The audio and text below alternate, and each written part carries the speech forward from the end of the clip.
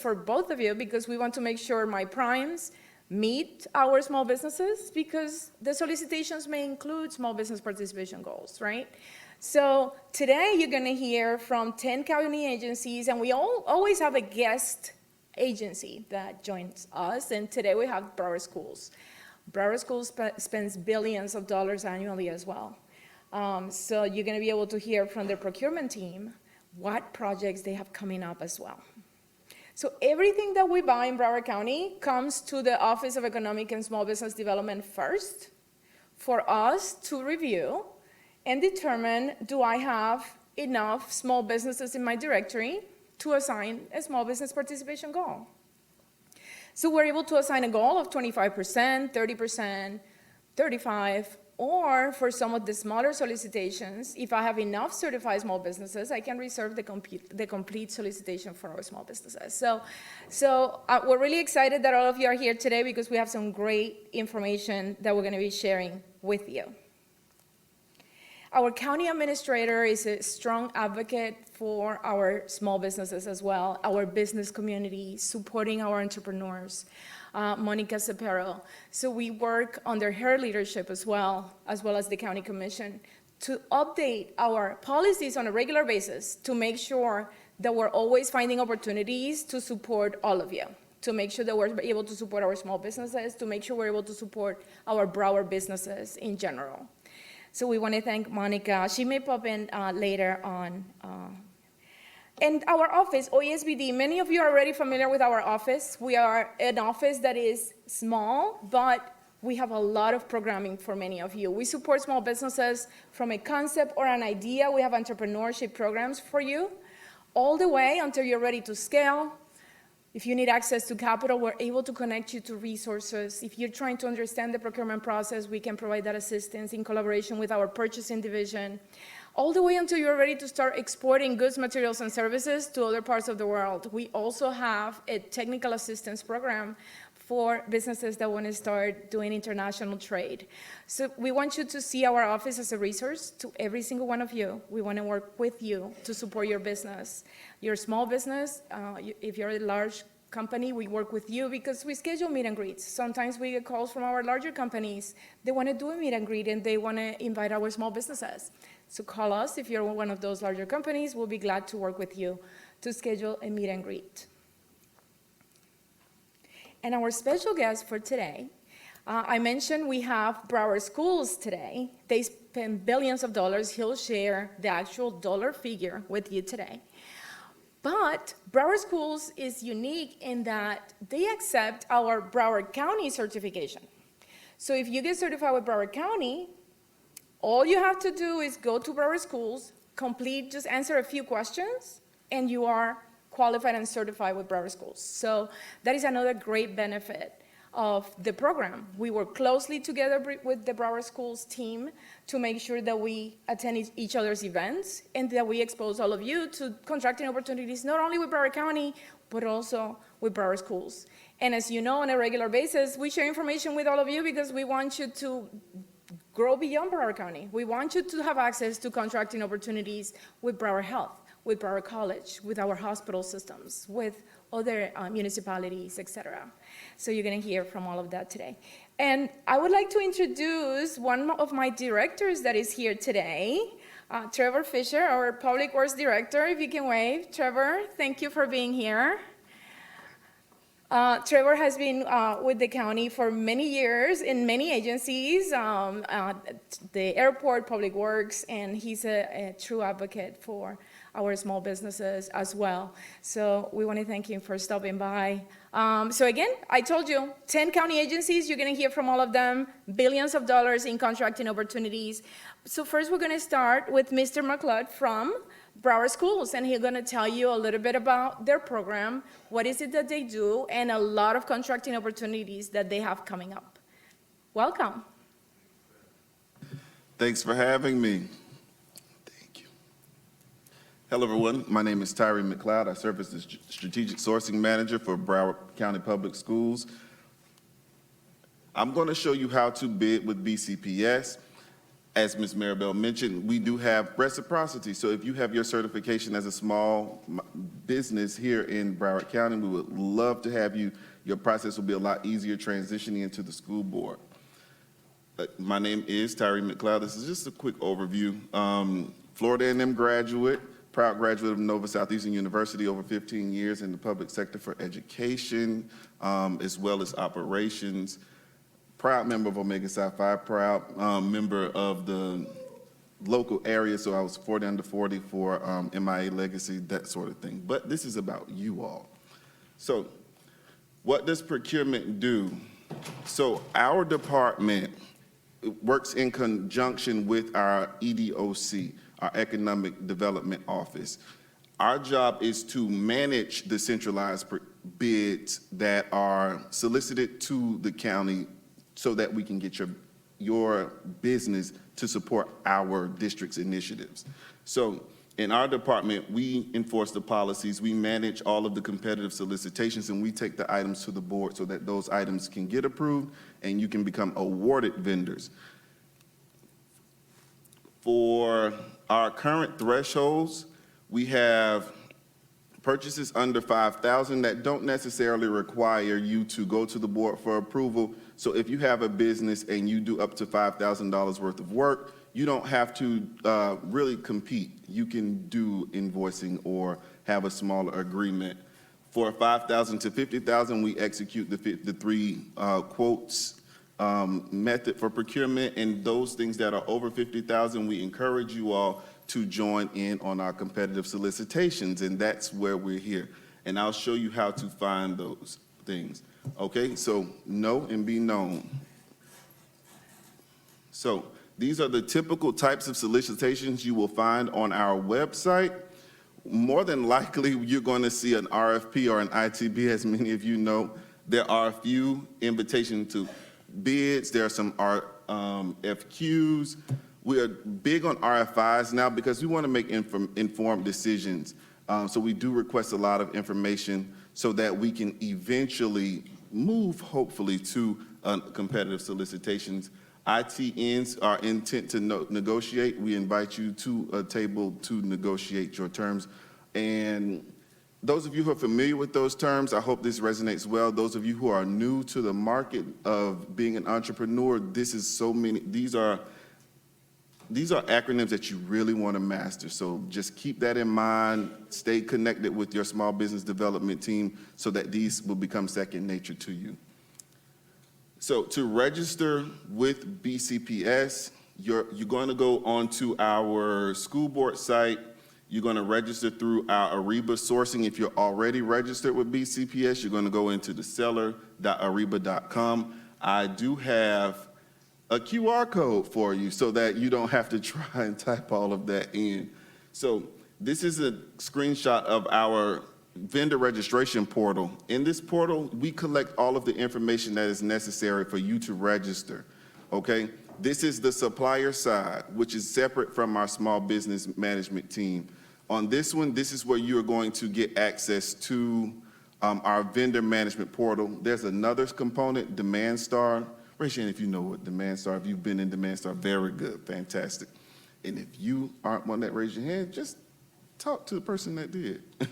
So we have registered vendors and we have awarded vendors. We also have certified vendors. As stated earlier, our certified vendors have reciprocity. Our registered vendors are the vendors who have signed up on in AREBA, and they are able to do work with the school district. Our certified vendors are our small businesses that became certified through the county as well as our department. Our awarded vendors are vendors that have responded to a solicitation or have a simple contract, and they have been awarded the opportunity to work with our district. There is a misconception that you can be an approved vendor. That's a myth. We only have awarded vendors. We only have registered and certified vendors. Approved vendors is not really a thing. You want to be one of those other three.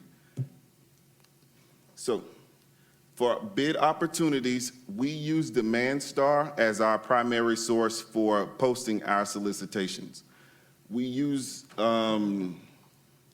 it's called Demand Star, but they're going through a transition where it's called UNA Open Bids. But all bids must be submitted by the date. Please adhere to those solicitation demands.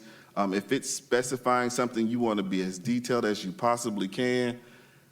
You want to make sure that they are received on time, and we only accept electronic bids. No hard copies, no jump drives. We want to make sure everything is submitted directly in Demand Star, okay? And I'm going to share with you the Demand Star registration QR code.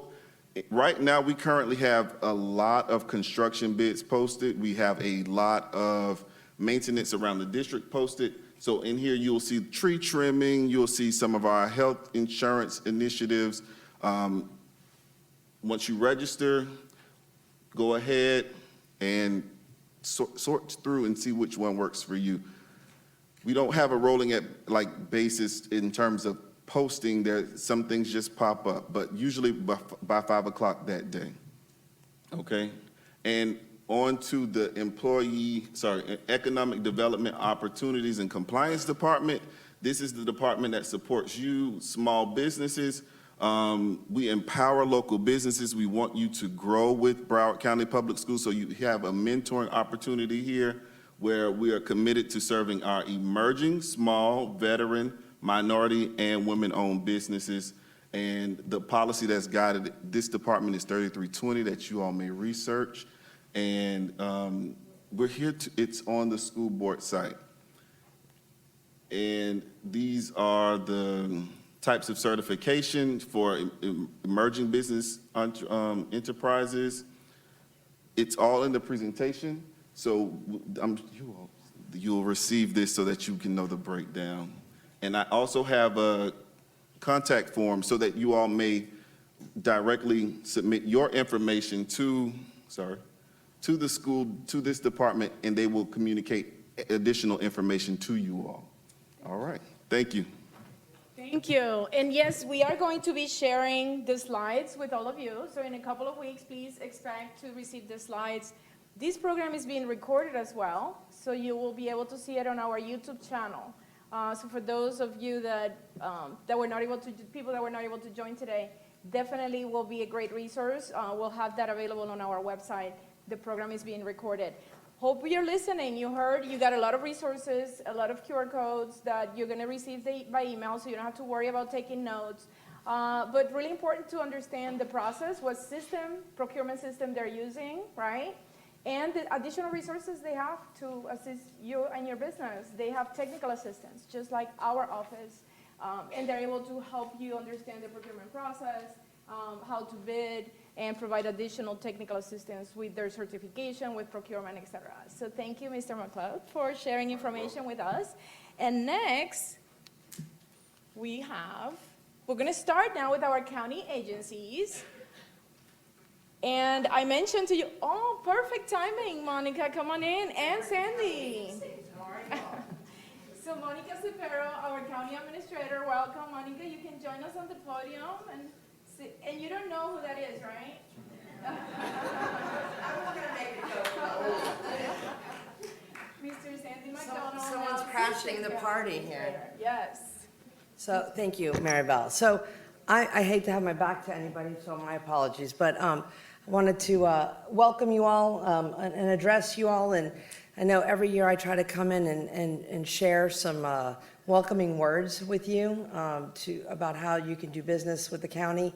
I am really loving to see how many folks are in here today. It's a great opportunity to hear from our departments and our agencies that have a lot of work out in the community.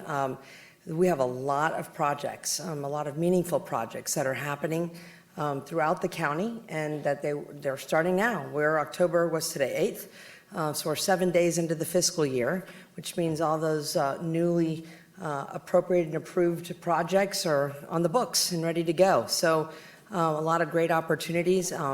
Make sure, I'm hoping everyone in this room is already certified, but if you are not, Maribel, who do they need to come see today? To come see OESBD.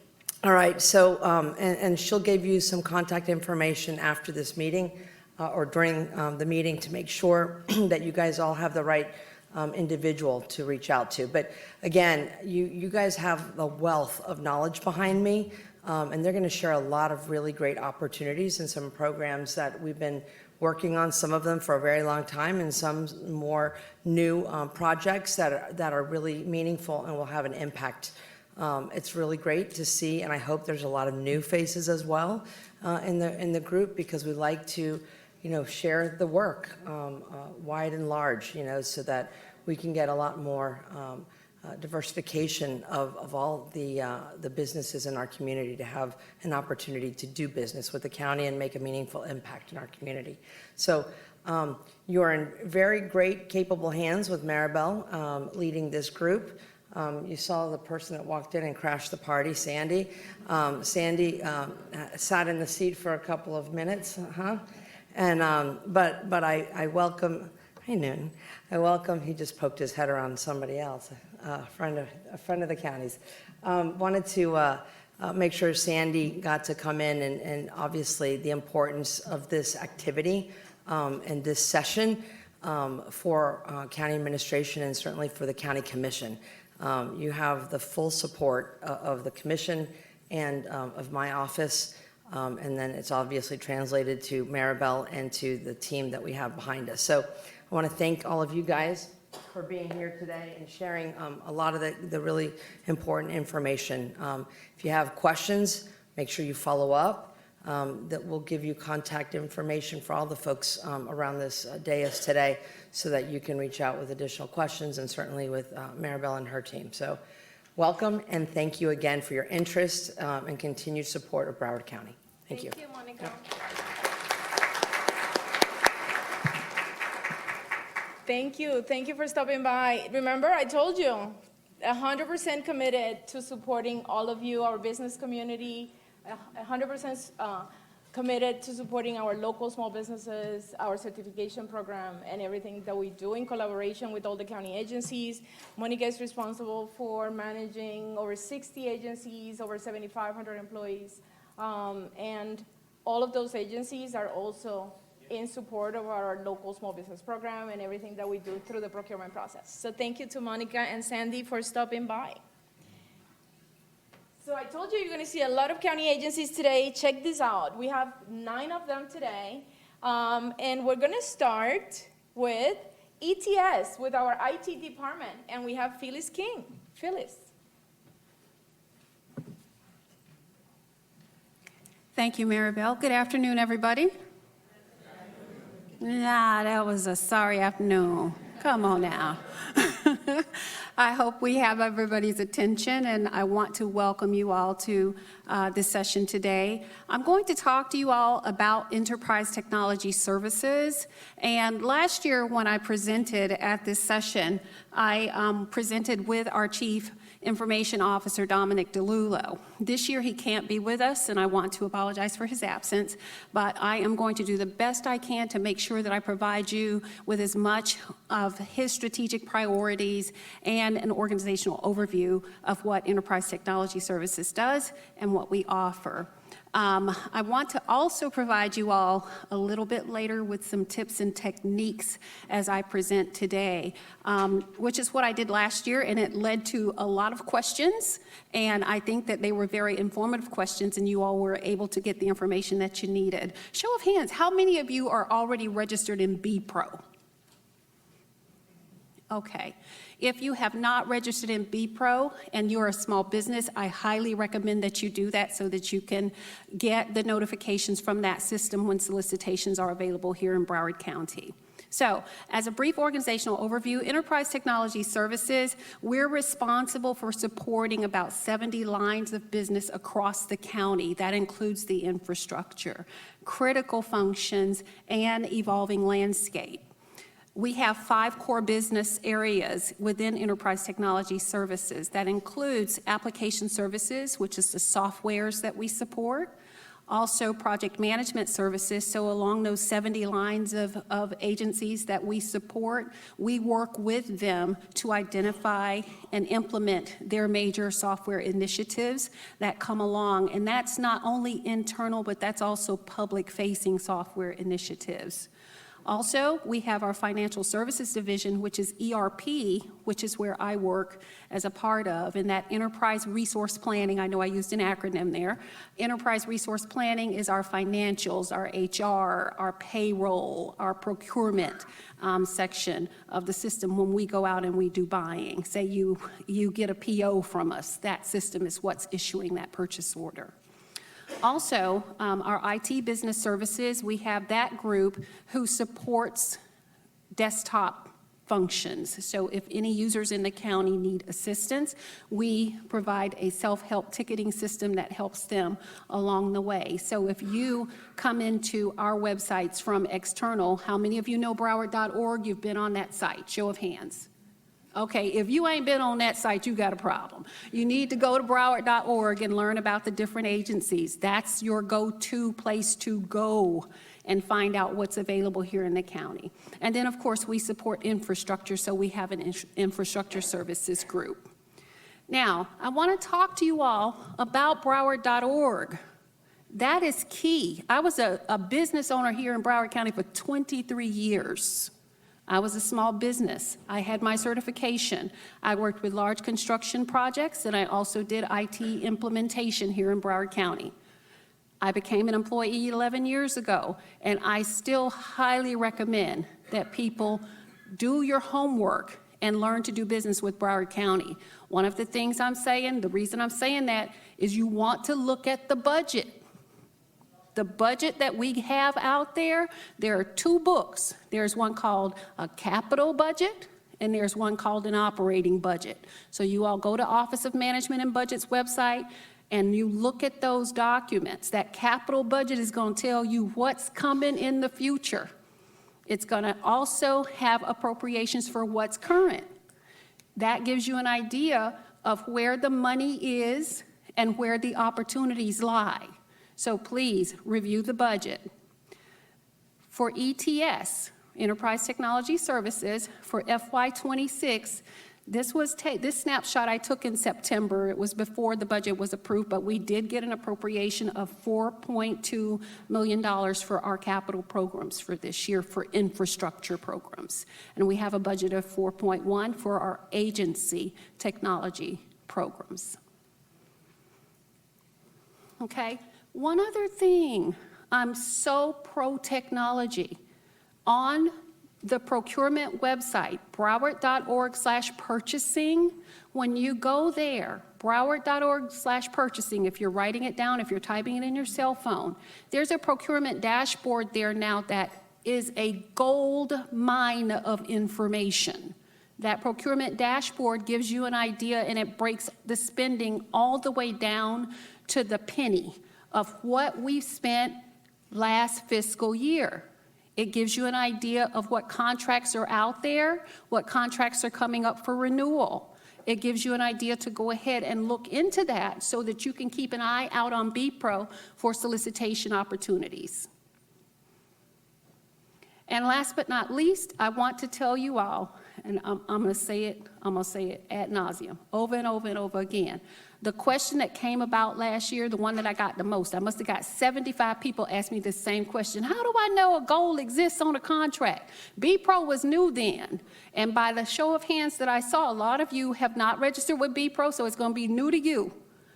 When you go in and you're looking at the solicitation, scroll down to the OESBD designation area, and you will see the goal, if there is a goal, on that solicitation and what that percentage of set aside would be for a small business. Also, one other thing, let the system do the heavy lift for you. When I say that is if you go in and you put your NIGP codes in your profile, that system is going to notify you. You don't have to do all that research. The system's going to say, oh, what commodities and services that the procurement professional already put the commodities and services that can be provided on that solicitation. So as long as your codes match that code, the system is going to send you an email and say, hey, Broward County put a solicitation out here for service or professional services or equipment or whatever you're providing. All right? Okay, I'll get off my soapbox. Thank you all. Thank you, Phyllis. So everybody's going to have time to ask questions. We're going to have a Q&A towards the end. But I wanted to go ahead and mention, you heard from Phyllis, right?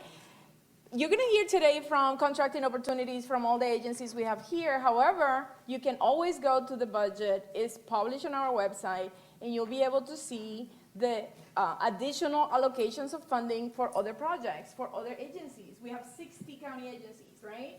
So that's another really important tip that Phyllis shared with us today. Also, B-Pro, use it to your advantage. Make sure you add all the NACE codes or the NICP codes for your industry and related industries, right? For some of my professional services, you may need to add additional, right? To make sure that you're getting notifications when there's solicitations where you can collaborate with another prime, right? So again, if you have questions about any of that, we'll be sharing with you who you need to contact in a few minutes. But next, I would like to introduce Gretchen Cassini. She is with our Mobility Advancement Program. And many of you already know, with our Mobility Advancement Program, we have at least 30% goal on eligible projects. But I'm going to let Gretchen tell you all about it. Gretchen. Thank you so much, Maribel. It's wonderful to be with all of you here today. For those of you that might not be familiar with what the Mobility Advancement Program actually is, it's a 30-year transportation program that was approved by the voters in 2018. It's anticipated to generate approximately $16 billion through 2048. And as Maribel just mentioned, and many of you are already aware, the program has a 30% CBE goal that was established by the County Commission prior to the vote on all eligible projects. And I'm really excited to share with you all that we're both meeting and exceeding that goal on county surtax-funded projects as well as city or municipal surtax projects. And I'm going to be focusing today primarily on the municipal side of the program. Again, just to give you a sense of what the 30-year program is intended to do for our community and our region, we have our 5 major goals and our 3 foundational elements. And as you look through the deck that we prepared for you today, I hope that you see that there are a great deal of projects across a broad discipline in the transportation and mobility related industry that are connected back to these goals and these foundational elements. So with respect to the municipal surtax project overview, I'm going to focus again, as I mentioned, on this element of the surtax program because I have other colleagues up here with me from Broward County Transit as well as our Public Works Department that are going to be speaking to you about the county projects that are funded with the surtax.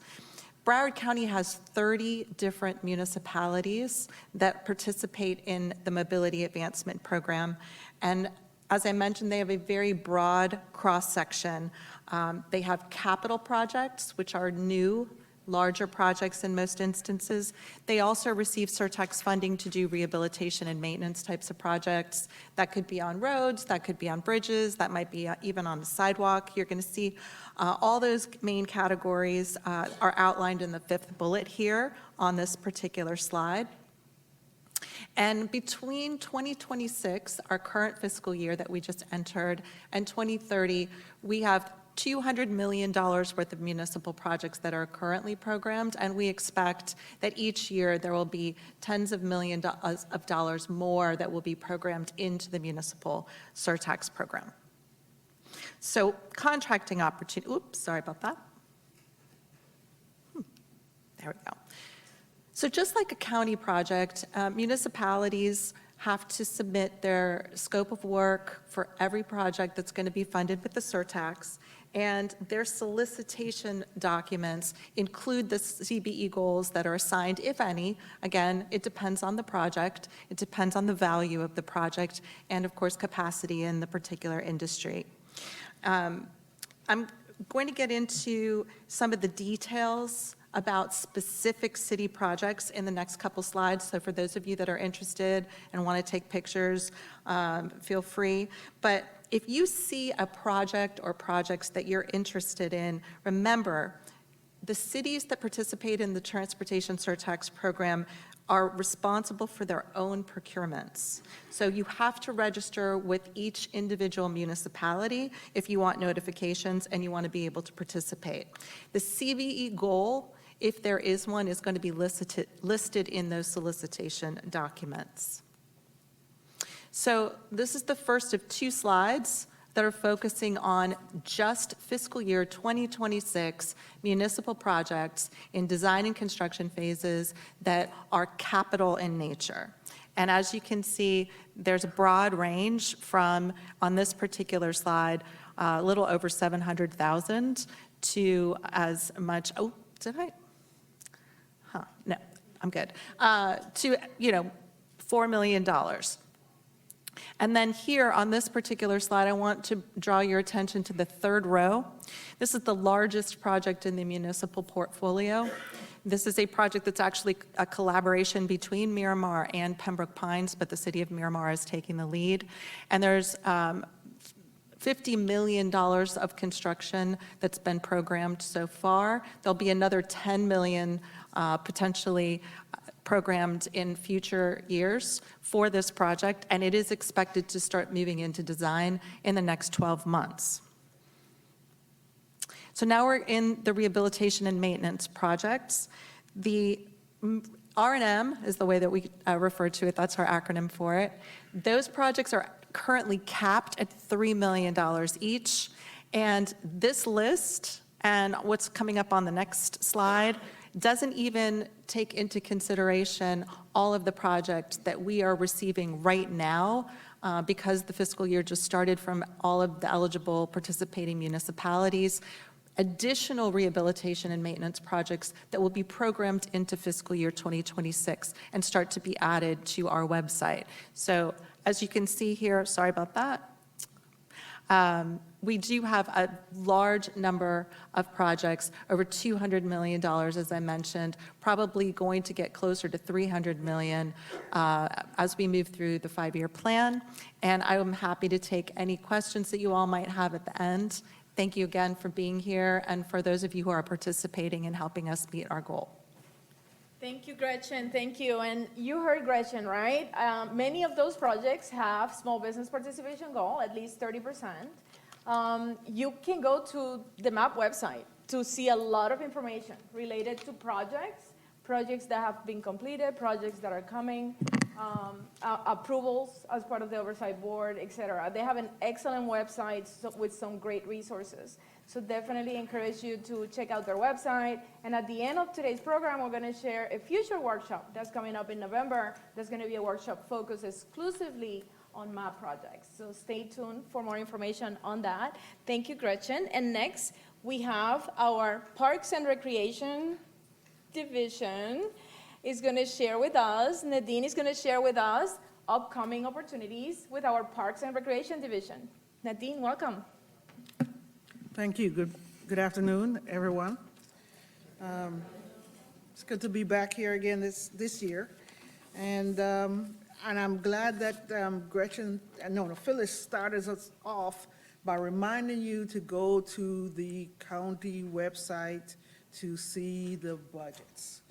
Like Gretchen, I too was a small business. I sat on that field, and finding where the projects are coming from is very important for you to do that research. So Parks budget is on that same website as our other agencies. I'm going to talk a little bit about parks. Broward County Parks has 52 parks, range scattered across the whole county. We include neighborhood parks primarily in the Broward Municipal Services District area. We have regional parks. We have natural areas, including nature centers and conservation areas. One of the missions that we are responsible for with Broward County Parks is we hold land to conserve natural areas in Broward County. So you can see birds and ferns and all this other stuff. We hold wetlands areas so we can conserve that as well. So we have parks from the shoreline, like Hollywood, North Beach, to the Everglades Regional Park. We have 3 water parks. We have campsites. We have sports fields. We have sports courts. We have cycling trails. We have a velodrome. We have off trails. We have environmental trails. We have marine parks with marine areas on lakes, on rivers, and we have it all. We do a little bit of everything in parks, just a smaller scale. So we may need the water parks repaired. We may need something done in one of our marine facilities. We even have a park that's only accessible by boat. So we need a little bit of everything. One of the things we're going to need this fiscal year is sorry, thank you. All right. One thing we're going to need this fiscal year is we're going to have some demolition. There's going to be selective demolition. We're going to have some building demolition. We're going to have some marine demolition. So if you have any of those services, that'd be a perfect opportunity for you. We also have playgrounds from site work, the playground equipment, the surfacing for those playgrounds. We have interior renovations, selective demolition, interior finishes, millwork, furniture, HVAC, electrical, and then new construction, the same thing. We have a couple projects that are coming up in 2025. We hope to get them out, advertised at least by December. One is for we're calling our Ice House Phase 2, in which we're literally buying a huge ice plant and installing it on an existing site, and we need a foundation pad, services, that kind of stuff for it. It's about $250,000, and there's going to be a CBE reserve on that. At Secret Woods Nature Center, we have to demolish an existing construction. It's almost $400,000 for the whole budget, and it's also CBE reserve for that one, okay? So those are immediate.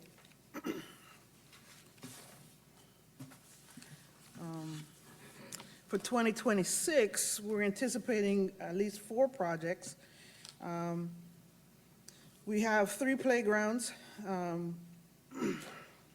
that we have coming up. Those are going to be about $2.5 million total. We're thinking, because of the equipment, we're anticipating a CBE goal of about 10 to 25% of those. Quiet World's office conversion, that's going to be interior gut renovation. You see that's almost $1.3 million. Hollywood North Beach Intercoastal Resiliency Project, it's still in design, but we're anticipating that's going to be an $18 to $20 million project when that is done. So 25% of that for CBE, that's $4 million just in CBE alone. Long Key Voluntary Wetlands, that's another $1.5 million. Hopefully that should go out to bid later this year, early next year.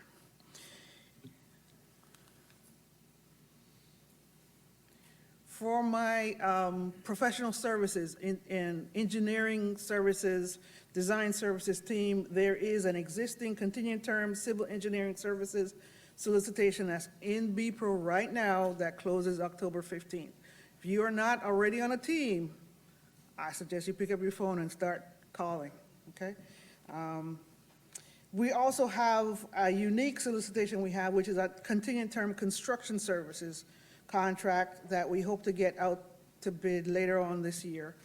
What we do is, it's a line item contract that we use to build anything from prototypical shelters, do sidewalk repair, do parking lots repair. We do a little bit of everything, irrigation repair. We do a little bit of everything on that contract. So if you are general contractor, that would be a good smattering of work for you to do. Just want to give you some, pictures are worth 1,000 words. So let me show you this kind of stuff we do. We have boardwalks, we have lift stations, we have, this building here is actually a shelter and a restroom building put together on a slab. We do pump systems. We have, here's the one for Secret Woods Manatee Platform. It's in the water, on the boardwalk, landside operations and marine side operations. We're hoping to get that out to bid by the end of the year, so look out for this one. This is Central Broward, the ice house. We did some existing site work. We now have to buy the equipment, put the equipment on the ground, on the foundation, and connect it to all the utilities. We need somebody to do that. We're gonna be building playgrounds, shade structures, playground equipment, surfacing, site work, all that kind of stuff. Okay. All right, thank you. Thank you, Nadine. And I hope you were counting, because I was counting as she's going down the list, all the CVE reserves that we have. You notice that? So my CVEs that are here in the room, how many of you are CVEs? Raise your hand. Okay, very good. So I hope you're paying attention. We have a lot of CVE reserves, but we also have other contracts with goals. So we want to make sure that you know how to be part of those projects as a prime, and of course, as a small business certified with our office. And I see here some firms that have graduated from our program in the past few years. So looking forward to continuing to work with all of you as we connect our certified small businesses to more opportunities. So next, actually, Phyllis just reminded me, and I'm sure Kirk is gonna talk about that when we go on the procurement. There is a way that you can look at the solicitation and see who are the vendors that are opening the solicitation, right? And the ones that are showing interest. And as a sub, you can also click, there's a checkbox, right, that you can click if you're interested in being a sub. So we'll let Kirk talk about that when he's talking about the procurement process, okay? But today you're really fortunate because we have our economic engines in the house. We have the port, we have the airport. We consider our transportation department another economic engine because they're spending millions and millions of dollars annually on a lot of projects in collaboration with our mobility advancement team. So I'm gonna now let Kyle from our Port Everglades tell us about the projects that are coming up. Kyle. Thank you, and thank you all for being here today. My name is Kyle Alford. I'm the Assistant Director of Seaport Engineering and Construction over at Port Everglades. Our group oversees all of the major capital construction projects. I'm just going to roll through a couple of these. I'll let you all know where we are in the process. One that we'll be looking to do in the next year is replacement of our HVAC system at our Port Administration building. The scope will be a furnish and installation of a chilled water AC system. Currently, the system that we have is a bunch of split units. We're looking to replace it with a chilled water system. So it will include a lot of piping, a lot of installation of new infrastructure. I know previously we did have this system installed and it was replaced with what we currently have. So working on the design right now, hoping to have this out sometime next year. Port building systems construction. So currently we have a solicitation that is open. Can't go into too many details because I'm always afraid of violating a cone of silence. But we're currently soliciting for design services to evaluate many of our terminals and some of our port buildings for MEP upgrades, for new roofing systems, for HVAC systems. It's going to be a lot of construction work that's coming out of this. So right now, we're soliciting for the design. Once the design is complete and we've got our priority buildings to assess, or I'm sorry, to upgrade, we'll be putting out packages for individual terminals and buildings. So keep an eye out for that. I would expect probably the latter half of next fiscal year, we'd start seeing some of these come rolling out. And just so you all know as well, we'll be doing it on a rolling basis. I'm not going to wait until I get a whole group, so we'll be putting these out as individual packages for individual buildings. Consolidated maintenance facility. This one has been on for those of you who've seen me present the last few years. This one continues to stay on. We've had a few changes in location, in scope. I apologize right now because the drawing that's indicated here is a newer, is an older layout. We are going to be de-scoping some of the work that was initially included in here. So the new scope will be for a campus. Will include 2 buildings instead of the 4 that are shown here. It'll include warehousing, a two-story building, which includes office space, roadway improvements, loading docks, and a fueling station. The design is currently in progress. Estimated construction cost of $55 million. I'll have to double check and see what we have in the capital budget because I may have overestimated based off previous scope. So, port infrastructure improvements. Port Everglades has been around for a while, and we are starting to see some of our infrastructure needs upgrades. For those of you who've been down by Southeast 17th Street Causeway, underneath the bridge, you'll have noticed that we've been working on doing a bulkhead replacement project. That's one of many infrastructure improvement projects that we need to implement to keep our port functional, to support our customers, and to support the local community through our goods and movement. One in particular that we have coming up will be bollards and high-mast lights. We'll be doing an assessment of all of those throughout the port that need upgrades, and we'll be putting out construction bid packages for installation of high-wind bollards and high-mast overhead lights. And then our Cruise Terminal 29, this is actually going to be a procurement through Royal Caribbean Group. Broward County will not be putting the solicitation out directly. However, they would be acting as a Broward County, a construction agent of Broward County. So you will see this solicitation advertised through our system. However, it will be a procurement through Royal Caribbean. This is going to be multiple contracts. The first would be a programming and design criteria. A secondary solicitation will be for an owner's representative, and a third solicitation will be for a design build contractor. So this is the modality or the project delivery type that's anticipated for this project. This will be in the neighborhood of probably $250 million of construction. So it's going to be a large project for anyone from the design side or the actual construction side itself. It'll include renovations, additions, new parking garage structures, roadway improvements, bulkhead construction. So there's a lot of various trades that will go into this project.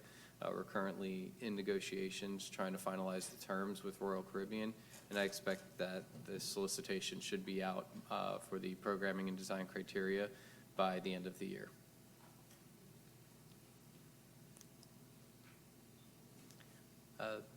This is not part of our capital program, but I just wanted to include some of the other contracts that will be coming out for Port Everglades, repair, replacement of windows and doors. This will be for our facilities maintenance group, and it'll be for turnkey installation of exactly as the scope is defined. I will save you all from having me repeat exactly what's on here. We will also be having, for our operations group, a replacement of our trolley girder support beam bolts on the water side and land side for our cranes. This one is specifically to crane SP2.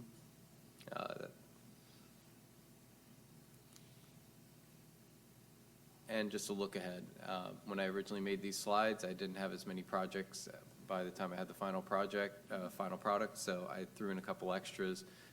These are a little bit further down. You're looking at probably 2028 to 2030 for the time frames, but these are some other large construction projects. Our slip one, which will be a new bulkhead installation, as well as excavation, remediation of this berth. Let me see, this got a pointer? No.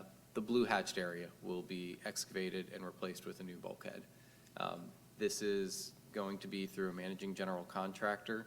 The managing general contractor will be soliciting for subcontractors to do all the various trades associated with this work. Again, this is going to be probably more in the 2028 timeframe. And I'll come back to the managing general contractor at the very end. I'll try to keep within the 5 minutes as well. We're also replacing bulkheads 16 through 18. Our design is currently in progress, and in the 2028-2029 timeframe, I would expect that we will start doing the replacement of that bulkhead through the same project delivery method of a managing general contractor. Lastly, our ship-to-shore crane power cable replacement for SP3 and SP5. Going back to the managing general contractor, I just want to make this apparent. So the managing general contractor modality is used a lot at Port Everglades for some of our larger construction. When we do those managing general contractors, each of the individual scopes is bid out by a managing general contractor. That is the opportunity for you all as small businesses to get onto these projects. I would highly encourage you to partner and make relations with some of these larger general contracting firms, because they are the ones who are going to be doing the ultimate solicitations within the confines of this overall project. So you don't necessarily need to be specialized in heavy marine civil construction to be working on a bulkhead replacement project. There's plenty of electrical work that gets done as part of our cathodic protection. There are water mains that may have to get replaced. There's a lot of ancillary work that goes on with the bulkhead replacement besides just sheet piles and pipe piles. So thank you all for your time today. If you have any questions, come see me after. Thank you, Kyle. Thank you. So you heard from the port, you've heard from parks, mobility advancement, IT, Broward schools, and I hope you were paying attention. 250 million, did you hear that one? And did you hear the information he shared, right? How important it is that you start thinking about building that team now, right? So for my small businesses, start thinking about who you're going to be working with, but also my larger companies and my primes. We're here to work with you also to schedule those meet and greets, right? That you need in order to meet the smaller businesses that you need to use for those projects. So looking forward to working again with my large and small businesses as we are implementing these projects. And today you heard not only about projects that we're going to have this year and next year, but you can start thinking long-term to 2028, 2029, and 2030 as well. So next we have our Resilient Environment Department, and they're going to share with you some of the projects that they have coming up. Stephanie. Thank you, Maribel. Good afternoon, everybody. My name is Stephanie Roach. I'm the Beach Program Manager for the newly formed Public Works and Environmental Services Department as of last week, and I'm happy that I put this on the slide myself because I otherwise would have butchered the new department name, so I'm happy I gave myself a cheat sheet. I'm just so honored to be up here today, surrounded by these great colleagues and learning all about their projects. This is such an exciting opportunity for all of you to learn about what we do every day, and I'm so honored to be able to share some of my projects with you. So we have sort of a My graphic didn't show up like I wanted it to, but that's okay, I'm gonna roll with it.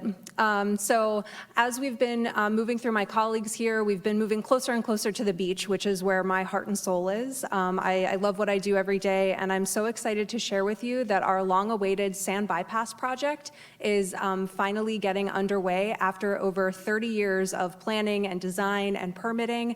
This project has really been a long time coming, and we're so excited to finally implement it. So the goal of the project is to mitigate decades of sand starvation south of Port Everglades Inlet. I'm going to try advancing and seeing, oh, there we go, my graphic came up. So you see here the project location is right outside of Port Everglades Inlet, where Kyle works. And so we're constructing this project to assist the southern beaches to get more sand flow. All of this sand flow pretty much arrests north of Port Everglades Inlet, and so what we are doing is creating this bypassing system where we are essentially digging a big hole offshore, capturing that excess sand for later harvest and placement south of the port. That beach that's south of the port experiences the highest erosion rate in the entire county. So this project really is critical to our beach management program, and it's going to be a really great project, and we're so excited to finally get it going.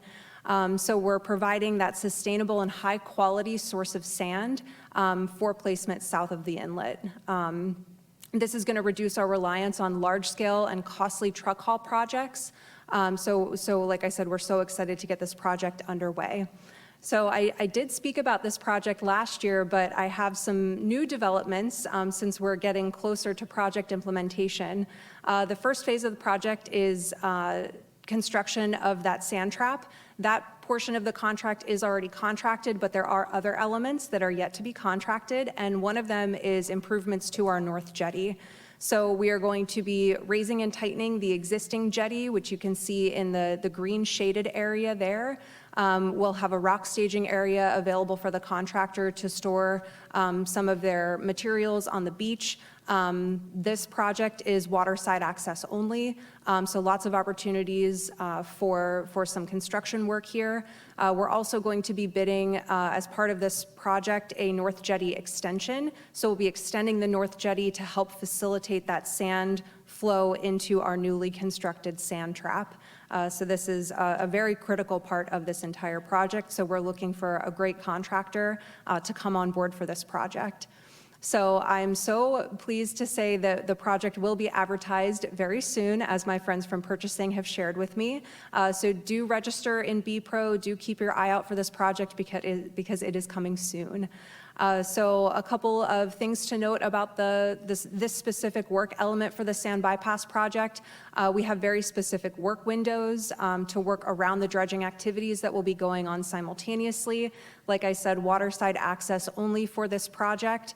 It's going to be so crucial for us to heighten and tighten this jetty because these are conditions literally from about a week and a half ago. I went out there and took this photo.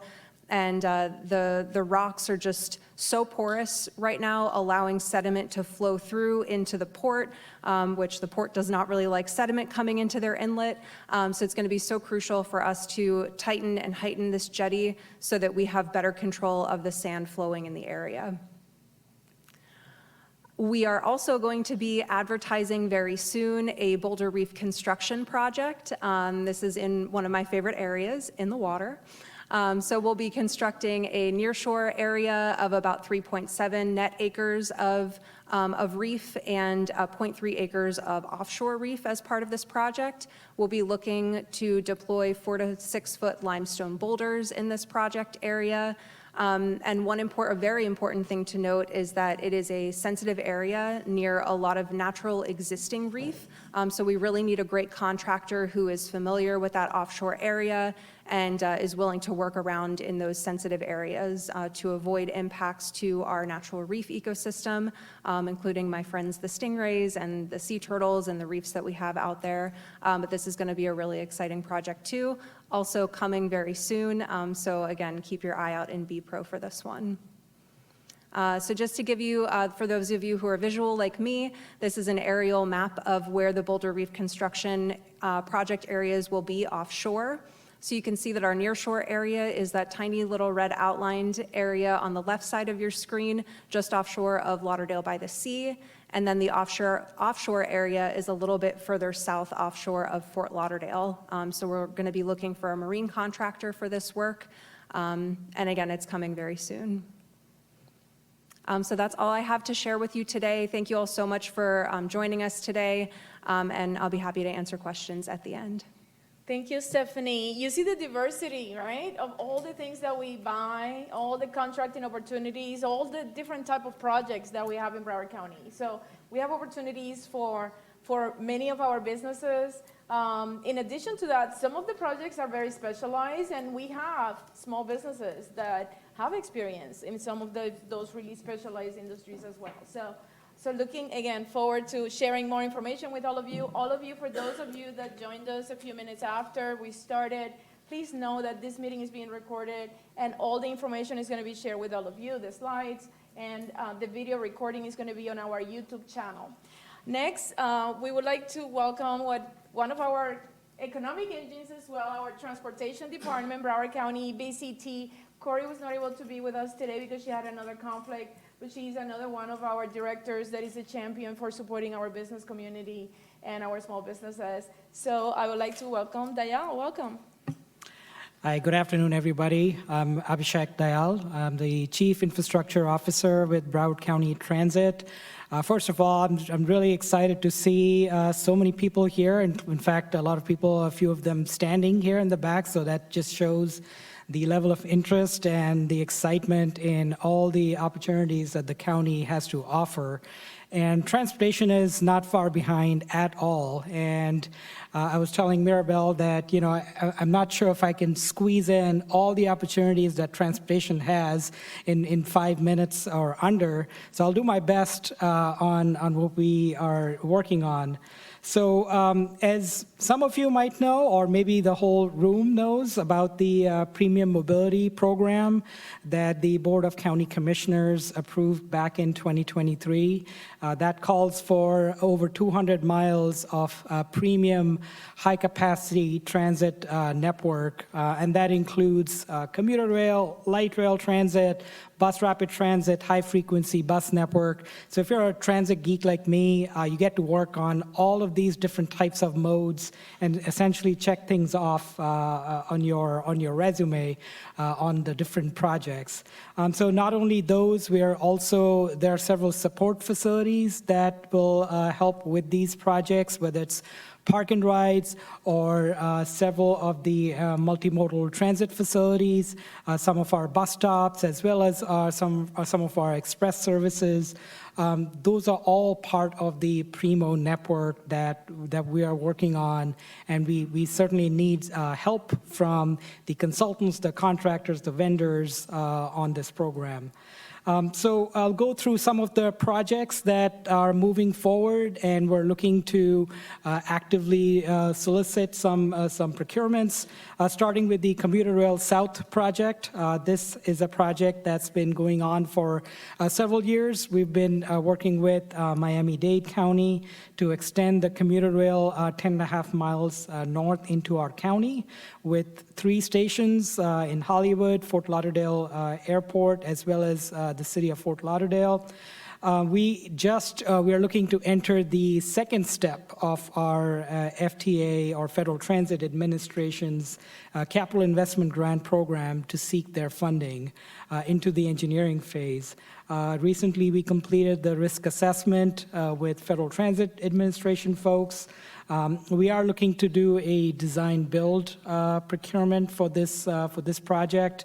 The total investment, the total project cost is about $712 million, which is fairly higher than what we had reported on last year, and that's a result of the risk assessment that was performed with FTA. So as you can see, in the next year, we are looking to bring on a design-build contractor as well as a CEI services contractor to support this project. Also, a few months ago, the Board of County Commissioners decided to add another 15 miles to the commuter rail project, and that would extend it further north up to the county boundaries. And this would essentially allow us to do some more studies on extending this line further north by adding 4 stations, including Fort Lauderdale, Oakland Park, Pompano Beach, and Deerfield Beach. The PD&E is what we'll be pursuing this coming fiscal year. The board had appropriated about $20 million towards these next phase, so just keep an eye out for that opportunity as well. We're also working on our first bus rapid transit project. This is essentially buses on dedicated lanes. The first project that we're working on is along Oakland Park. This is 15 miles long, connecting the Sawgrass Mills Mall over to A1A by the beach, with 16 branded stations and exclusive transit lanes where feasible. We are currently working on a PD&E study right now, and the plan is to advance to a progressive design-build contract to take this project forward into design and construction. Total estimated cost is about $226 million, and so that's what's going to be coming up here in the next year for this particular project. We're also not too far behind is the next BRT corridor, and as you will note in the Primo map here on the right side, there are 6 BRT corridors that we will be advancing on as part of the Primo program. So the next one would be along US 441 SR7, which will connect Commercial Boulevard to the County Line Road on the south side with 16 branded stations. And we are potentially looking at a design-build delivery method for this project with an estimated investment of about $221 million. So this, along with the other 4 BRT corridors, we're going to be advancing PD&E here shortly through a BRT GEC contract. This is a model that we have used for our rail contracts as well, so we're going to be utilizing a BRT GEC contract that's going to be coming out here in the next couple of months. Not too far behind the US 441 is the Power Line Road BRT. Same concept. We'll be doing PD&E. In fact, in FY26 budget and beyond, we have appropriated funding for PD&E studies that will be done under the GEC contract as well. Total investment for this particular project is $198 million. That's the total project cost. That includes PD&E, design, as well as construction and the vehicles. So when I talk about contracting opportunities, we're talking about not only professional services, those A&E services, whether it's the architectural or engineering services. It's also a lot of environmental work, utility investigation, geotech, surveys, electrification analysis, cost estimating. So there are lots of opportunities for small businesses to participate in the professional services side, as well as on the construction side. So it's not just hardcore construction, but it's demolition work, MOT work, mobilization, systems work, several opportunities that I wanted to make sure were part of the construction package as we look into the different projects here. So one of the first construction projects that we'll be advancing here is the West Copans redevelopment project. Now this is an existing bus garage where it's the largest of the 2 garages that we are bringing our bus services out of. So we will be advancing the rehabilitation of this garage, of this facility. The total budget is about $296 million, and we are looking to bring on a managing general contractor or a CMAR outside the county. That's what we're looking to bring on here pretty quickly. We recently had a market sounding event where we brought in contractors, small businesses, vendors to really talk about the approach on the MGC contract. And so that will be coming out here in the next month or so. So please keep an eye out for that one. We are also continuously installing shelters all throughout the county, bus shelters. So we will be purchasing bus shelters here since our contract expired. So that one is coming up here pretty quickly in the next couple of months. The total budget is $5 million, and we anticipate this contract to come out as early as December of this year. And then finally, we are continuously working with our consultants on some of our A&E services. And one of the A&E services that we routinely use is the General Planning Consultant Services for BCT. So under that, we will be bringing on up to two qualified firms to provide those general professional planning consultant services in various program areas.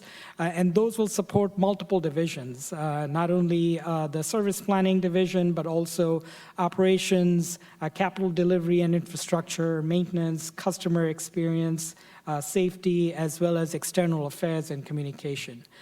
So this will be an open-ended contract with a 3-year initial contract term and the option for 2 one-year renewals. Total budget is estimated to be about $15 million.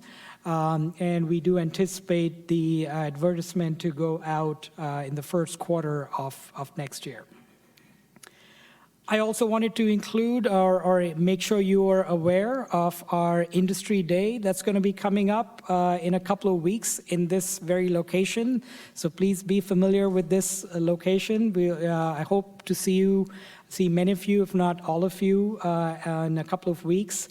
And that's where we're going to be talking about and showcasing our various BRT corridors, as well as the opportunities related to the bus rapid transit projects as part of the Primo network. So again, the information will be posted on the website as well, on social media, on how to register. Please mark your calendars for that. And with that, I will be happy to take any questions towards the end. Thank you. Thank you. And he did tell me he was going to take a few more minutes, but when he told me he has billions of dollars for all of you, we don't mind, right? Do you mind? A few more minutes? No, we didn't mind. So thank you for sharing that. Many opportunities coming up. That October 22nd Industry Day is a great opportunity for those of you that can participate on those projects. But I know in the morning you first are going to go to my international FITSE, Florida International Trade and Cultural Expo. And then after you go to FITSE, you will come to the Industry Day. You'll hear more about FITSE in a little bit. So I told you we're going to have all the economic engines here today. So next you're going to hear from our Broward County Aviation Department. Carlos is going to tell you all about the projects they have coming up. Carlos.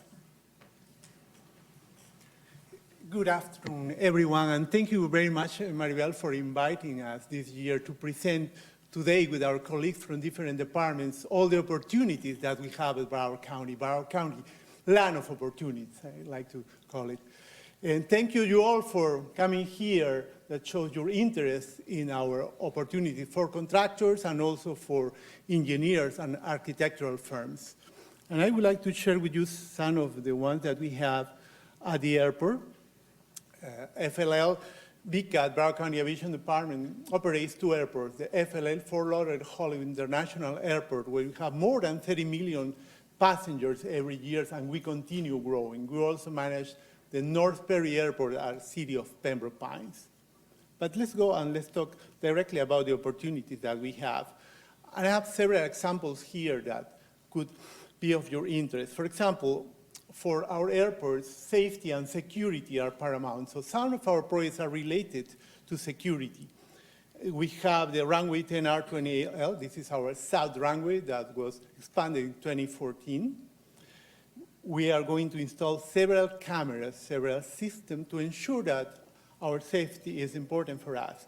Here we have a project that is going to be advertised very soon. I believe the next week we're going to have this in the street. It's going to be around $4.1 million. The goal, CBE goal is around 7%. We have opportunities to install video surveillance cameras, provide upgraded optic infrastructure, and you see there the opportunities that we have. But 7% is the CBE goal for this. Another security important project for us is related to fence. This one is the security infrastructure improvements one. We're going to install more than 7.5 miles of fence in our airport. This is to protect, of course, our infrastructure, and we are talking here about almost $11 million. The goal is going to be around 18%, and this is more related for contractors with fence installation experience. Another one related to security is the CCTV system cameras. Around 250 cameras will be installed in different areas of our terminals, inside, outside also. For this one, we estimate that the solicitation will be advertised in the second quarter of 2026. The goal is still not determined. The construction cost will be around $3.3 million. So another one with opportunities for security contractors. Now, an interesting one related more to engineering, because a few years ago we did some study to the upper level roadway improvements, and it was recommended that we improve our bridge bearing replacements. Needs to be improved, needs to be replaced, and in this one, cost is around $5 million. It's going to be advertised most probably before the end of the year. That's what we are heading, and it's coming very soon. This is an interesting one because we have to bridge jack. We have to jack the bridge. Very interesting from engineering perspective. So all this is related to construction. Certainly, we have another project related to the airfield. So here we're going to construct a phase 1 for Group 3. This is to serve the west side development. You know, in our airport, we have the terminal. We also have tenants, different tenants in different areas. This one will help the tenants in the west side. For them, we are going to build Group 3, a taxi lane, sorry. So for that, we need to mill and overlay. It's going to be done not with concrete, but with asphalt, so we have opportunities for milling, paving, contractors, also MOT, striping, earthwork. The cost is around $27 million. Goal not established yet, but most probably it's going to happen in the first quarter of next year. Another, and this is also related to terminals, a little bit different from the one I just talked, is the installation of air handlers units. Is around 22 rooftop air handler units that will be installed in Concourse E and F that belongs to Terminal 3. This is going to happen. This is going to be advertised very soon, also before the end of the year. Estimated cost is around $33 million.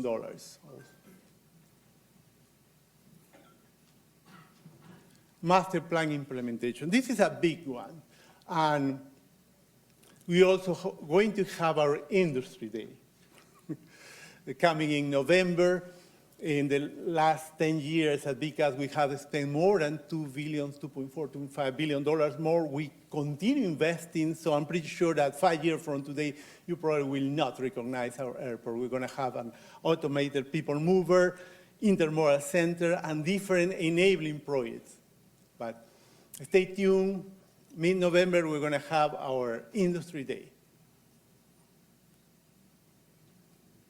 All that related to construction contractor, and here we also have requests for proposal, and this is more for our engineering and architectural firms. For the design of RCC smoke, evac, and HVAC improvements, $5 million around. We're going to advertise this before the end of the year or early next year. We're talking about $5 million for design services. Also for building projects, and this is a 3 to 5 years agreement for architectural firms. We're talking about $30 million that are going to be advertised also very soon at the end of the year or early next one. Besides the building projects that are related more to architecture, we also realize that we need cost estimators. So for first time, we're going to have an open RFP for cost estimated firms that will help us to estimate the cost of those different designs, of those different construction projects that our engineers and architects will design for us. Also mention one of our projects, utilities and payment. Right now, we are in the third year, coming into the fourth year for our current consultants. But at the end of 2026, or third quarter of 2026, we're going to be advertising for these opportunities for engineering firms or related to utilities and payment, right? We have airfield, we have taxi lanes, runways, we have utilities, water, wastewater, electrical, communication, you name it, that are going to be designed in the next year. And for those utilities, we have this one, utilities and payment with CBE goals and with DBE goals. Between them, more than $36 million. Also, we are going to have opportunities for CEI, which means quality control, quality assurance, material testing, engineering firms mainly, that are coming in the near future, first quarter 2027. We anticipate $15 million, probably 3 consultants. And also for contractors, not only for consultants, we have also requests for proposals. Very soon, at the end of this year, we're going to have the annual civil repairs agreement. This is for contractors we use intensively doing internal repairs. This is on-call services. Every time we need any repairs to be done related to payment, utilities, buildings, we count on our contractors. And for this, we have 2. One, $30 million being advertised at the end of the year, and another one for structures, around $5 million that is coming in the first quarter of 2026. Thank you very much for your attention, and if you have any questions at the end of this presentation. Thank you, Maribel. Thank you, Carlos. Thank you for sharing. And again, another economic engine with millions of dollars for all of you. I'm going to move quickly to the next one because I know all of you are ready to meet one-on-one with all our agency subject matter experts and project managers. So I'm going to move quickly to our next one, and we have Carlos Acosta from Public Works. Carlos. Thanks, Maribel, and thanks everyone for being here today. Carlos with the Public Works and Environmental Services Department, new form department. And let me click on the slide here. There's my contact information if you need it. Let's move on here. And the department has about 15 divisions, so I'm going to focus only on the 3 divisions that pretty much have the bulk of the capital program. And the first one is the Construction Management Division. And the Construction Management Division on the county facilities, about $195 million there. We're talking about roof replacement, drainage work, HVAC replacements. There's interior renovations of many other county facilities. On the long-term opportunities, what we're looking at is the county has looking into get a new government center, new emergency operations center. There's also a new parking garage and marshalling yard at the Broward County Convention Center. Those projects are more on the long term. Those are 28, 30, 31 timeframe, but at least you have an idea what's coming down the pipe. And here are some of our other projects that our Construction Management Division handles, a lot of judicial, public safety type projects, and the same thing with human services facilities. And a lot of these are chillers, replacement of chillers and other HVAC systems, upgrades to fire alarm systems, electrical work, space build out, and other interior renovations on these facilities. Then I'll move to our Highway Construction and Engineering Division. HCED works closely with Gretchen and her team on the Mobility Advancement Program and the Surtax Program as well. And these are intersection improvements, a lot of adaptive signalization in many of the corridors along the county, and major programs here on fiber optic. A lot of these are high-level program type summaries because there's a lot of programs within these categories. There's a lot of them, so I encourage you to look at also the budget because it has listed more specific projects under each of these programs.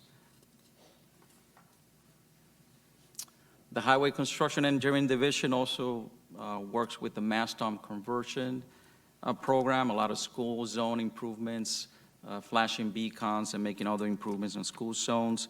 And roadway capacity, adding lanes, left turn lanes, improve capacities on our roadways, and a lot of roadway resurfacing projects.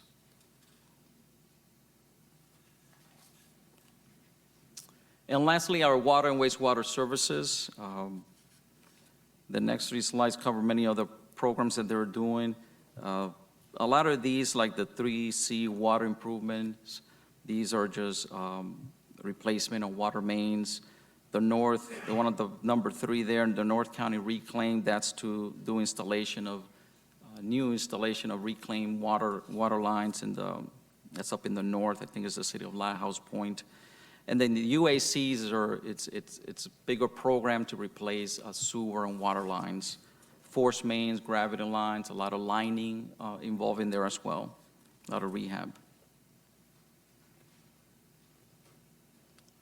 Here's more of their work. Major one here is work at the North Regional Wastewater Treatment Plant, and there we're talking about replacement of pumps and motors, valves, electrical distribution system, some facility hardening projects, and a lot of HVAC replacement work. And we also have, work at the landfill and other pump station rehabs along the county. And lastly, here's some more of the work as well on the water and wastewater. Master pump station upgrades, other upgrades at our water treatment plants. And I think that's about it. Thank you, All right, Carlos. thanks a lot. Thank you. And now we're gonna hear from Kirk. He's from our purchasing division. Bob Gleason, our purchasing director, is a little under the weather, so was not able to join us, but he sent Kirk, and we're in great hands with him because he's from our vendor management office, which is a relatively new office. He's gonna tell us all about it and tell you a little bit more about how to improve your vendor experience and resources that we have available to you. Kirk, welcome. Thank you, thank you. Welcome, everybody. Thank you for coming out. I am in the purchasing department, but I don't do any purchasing. One of the many things that the purchasing department does is we collaborate with all these agencies to get their solicitations processed and advertised, to get them on the street. So what I don't have any project news for you, right? But what I do have is I'm going to give you some guidance to put you hopefully in the best position so that when these solicitations get advertised, you are equipped to respond, right? With that said, this is the hard part, right? Because this is where you have to do the work. You got to put in that sweat equity. So I'll run this down. Why do business with Broward County?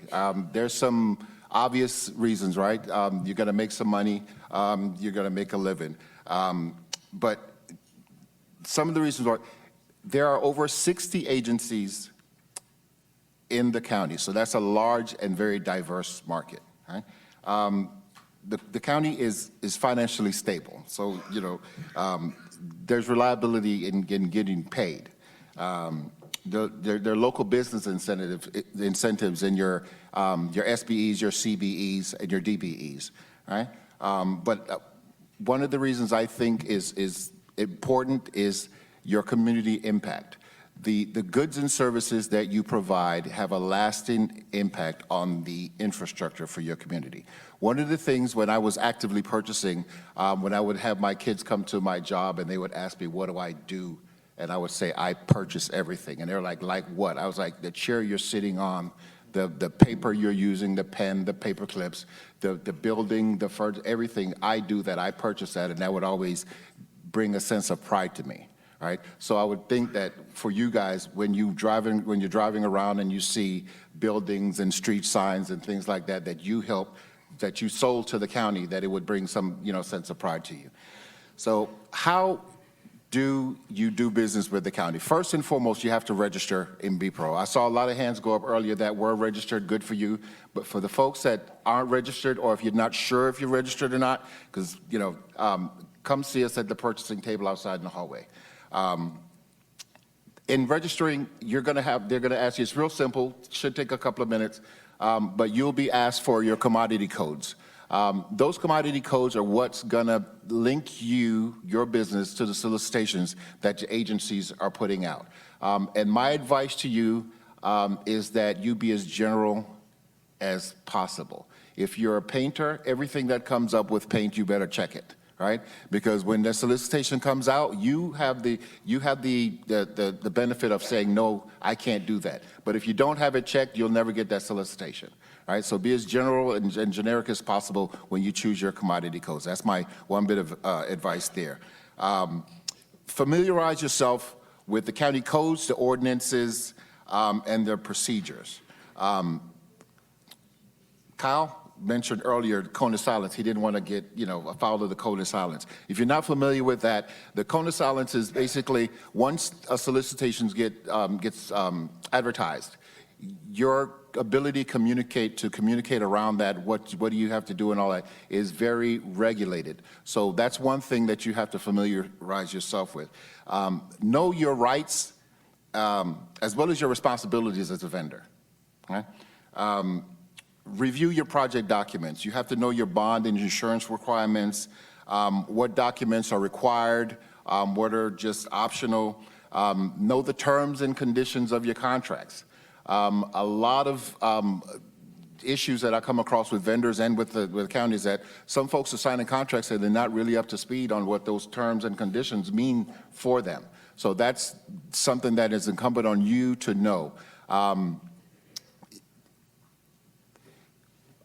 The barcode to the left, right, that takes you to the purchasing website. There's a plethora of information there.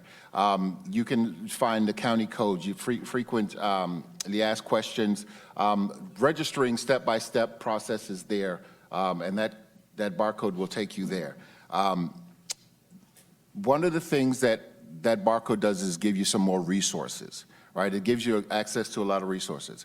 Take advantage of your resources. You have to use them to your fullest ability. OESBD, they have programs, workshops, expos, and all of that available to your business development from the cradle to the grave. Use them to the fullest to the most that you can use them. Pre-bid conferences, you want to attend those because that's when all those requirements and those specifications, you have those subject matter experts right in front of you so you can ask them those difficult questions. Yeah, you have a period in the solicitation where a period of time where you can, send questions back and forth, but this is where you have that person in front of you so you can ask those questions. Your prime contractors, there's a tool on the website called the current open-end contracts.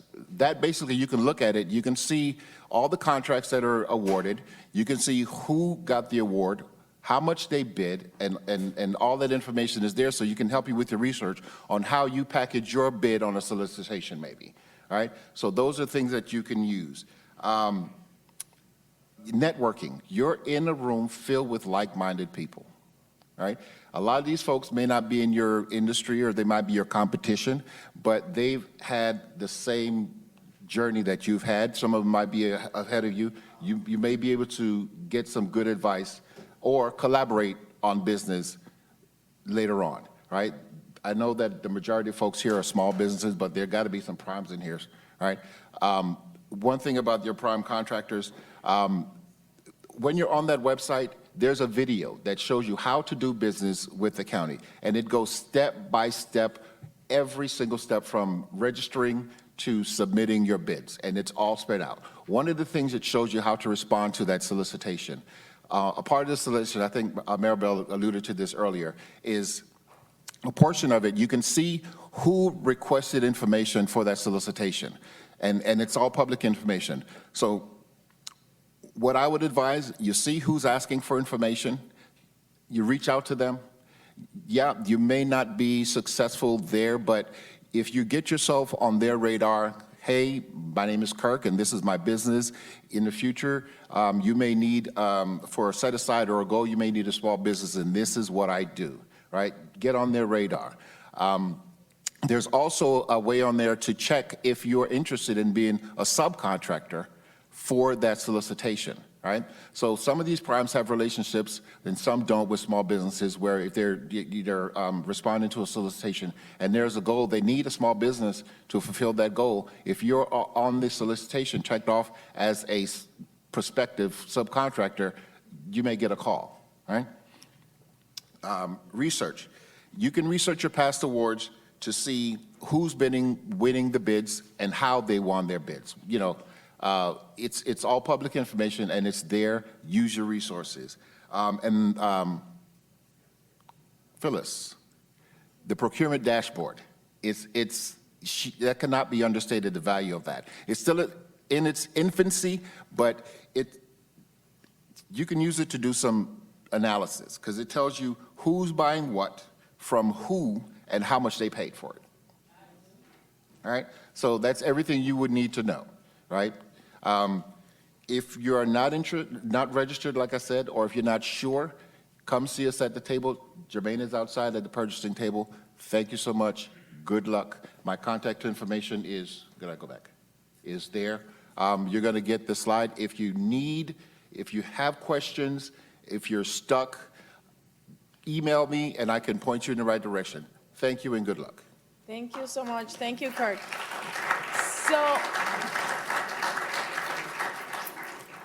So you heard some really helpful tips from a lot of them today, because we want to make sure you make the best out of your experience when you're using the system, but also when you're bidding and when you're setting up and preparing your team. That's going to be really important.